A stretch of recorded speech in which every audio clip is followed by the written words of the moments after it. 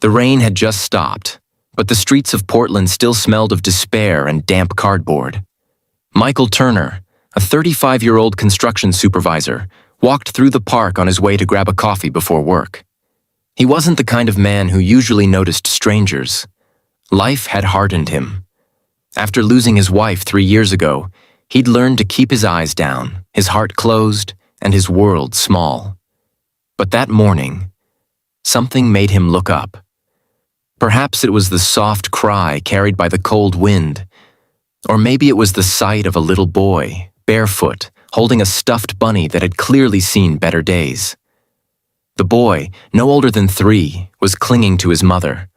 A young woman with long brown hair, a faded blue dress, and the kind of tired eyes that told stories words could never express. She looked lost, standing in the middle of the green park as if she didn't belong anywhere. The boy's head rested on her shoulder, his small arms gripping her tightly. Michael slowed his steps, unable to look away. The moment was ordinary and extraordinary at the same time. A mother, a child, and an unspoken kind of suffering that tugged at something deep inside him. If you believe that kindness can still change a life, that second chances still exist in this world, then please take a moment to like this video, share it, and subscribe to our channel. Because stories like this remind us what it truly means to be human. Michael wasn't the kind of man who interfered, but as he walked past, he heard the softest voice, weak and trembling. The little boy, pressing his cheek against his mother's shoulder, whispered, "Mommy, I'm hungry. We haven't eaten in 2 days." The words froze Michael in place. He turned around slowly, coffee cup in hand, staring at the woman who was now trying hard to smile at her son, pretending everything would be fine. But Michael saw it, the truth behind her trembling lips. He had walked away from a lot of things in life, friends, family gatherings, even his own emotions. But in that moment, he couldn't take another step. Something in his heart broke open. He approached her slowly, uncertain, his voice hesitant. He asked if she needed help, but the woman only shook her head, embarrassed, holding her boy closer. Her pride was the only thing she had left, and she was trying desperately not to lose that too. Michael noticed the woman's clothes were damp from the rain, her shoes worn out, and the boy's face pale. He didn't press her. Instead, he offered his coffee cup gently to the child, who looked up at his mother for permission. She nodded slowly, and the boy sipped from it, his small hands trembling. It wasn't food, but it was warmth. And that mattered. Michael stood there awkwardly, unsure what to say next. Then quietly, he said there was a small diner across the street. He told her he was heading there anyway, and they could join him, no questions asked. For a long moment, she didn't move. Then, holding her child, she nodded silently. Inside the diner, they sat in a corner booth. Michael noticed how the woman kept glancing at the menu without ordering, as if afraid of the prices. He ordered for them: pancakes, scrambled eggs, orange juice for the boy. When the food arrived, the little boy's eyes widened as if he had forgotten what a real meal looked like. He ate slowly at first, then with quiet urgency, his mother wiping his mouth gently between bites. Michael looked away to give them privacy, but his throat tightened with emotion. Her name was Grace Miller, and her son was Ethan.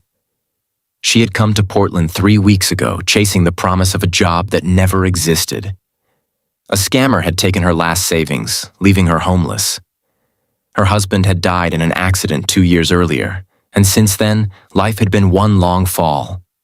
For nights, she had slept in bus stations, under bridges, trying to keep her son safe. "I just need one chance," she said softly, not looking at him. "I can work, clean, anything. I just don't want him to go hungry." Michael felt something he hadn't felt in years. A purpose. He had been living, but not feeling. His days were mechanical: work, eat, sleep, repeat. But now, sitting across from Grace and her child, he saw the kind of pain he used to know, the pain of losing everything. He had lost his wife, Anna, to cancer, and for years he had shut everyone out. Helping Grace wasn't charity. It was healing. He offered to pay for a motel for a few nights until she could find her footing. Grace resisted, insisting she couldn't accept more help. But he looked at her, his voice calm yet firm, and said, "It's not pity. It's just what someone once did for me." That broke her resistance. With tears in her eyes, she accepted. Over the next few days, Michael found himself visiting them after work. He brought groceries, toys for Ethan, and sometimes just company. Grace began to open up, telling him about her small-town childhood, her dreams of becoming a teacher, and how everything fell apart after her husband's death. Michael, in turn, told her about Anna, how her laughter once filled his house and how silence had taken over after she was gone. The bond that grew between them wasn't rushed or forced. It was fragile, gentle, and real. Grace started cleaning houses for income, and Michael helped her set up small ads for domestic work. Ethan began to smile more, and the sound of his laughter in the motel courtyard reminded Michael of what he had been missing, a reason to care again. One evening, Grace invited Michael to the park, the same park where they had first met. Ethan was chasing bubbles while the two of them sat on a bench. Grace turned to him and said, "You could have walked away that day. Why didn't you?" Michael looked down at his hands, the memory still fresh in his mind. "Because I know what it feels like to have no one look back." The days turned into weeks, and slowly, life began to shift. Grace found steady work cleaning at a local diner. She saved every dollar she could, refusing to depend on anyone forever. Michael helped her find a small apartment near the construction site where he worked. It wasn't much, but it was a start, a place to call home. But life, as it often does, tested them again. One night, Ethan fell sick with a high fever. Grace panicked, rushing him to the hospital with no insurance and barely any money. When the doctor said they needed to admit him, she broke down in the waiting room, afraid she couldn't afford the care. But before she could collapse under the weight of it all, Michael arrived, having been called by the hospital. Without hesitation, he signed the papers, covered the bills, and stayed through the night. Grace never forgot that moment. When Ethan recovered, she looked at Michael differently. Not as a stranger, not even as a savior, but as someone who had quietly become family.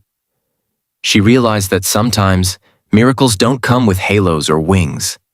Sometimes they wear work boots and carry coffee cups in the rain. Months later, Grace stood in front of a small classroom. She had found a part-time job teaching children at a local community center. Michael watched from the doorway, smiling as Ethan played nearby. The woman who once stood lost in the rain now stood tall, her voice steady, her heart full. She later told Michael that his kindness had saved 2 lives, not 1. He only smiled and said, "You just needed someone to remind you that you were never broken, just waiting to be seen."